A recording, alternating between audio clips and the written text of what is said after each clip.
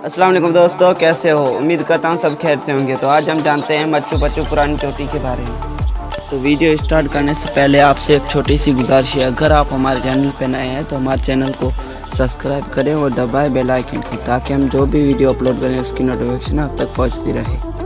तो बिना time waste किए चलते हैं अपनी वीडियो की तरफ। माचू पिच्चू की खंडारत जो 1911 में येल आश्रम कदीम के माहिर हैराम बिन गमन ने दोबारा दरियाफ्त की थी, दुनिया के खूबसूरत और पुरअसरार कदीम मकामात में से एक है।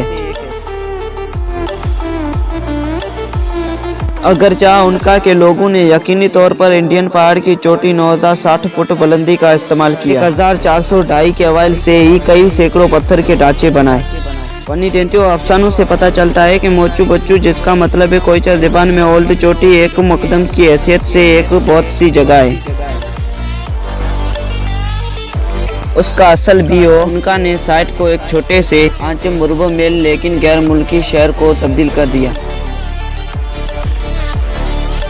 नीचे से पोशीदा और मुकम्मल तौर पर खुद इंसान, उसकी चार तरफ सारे छठी आबादी को खाना खिलाने के लिए काफ़ी है और कुदरती चश्मों से पानी पिला रहा है।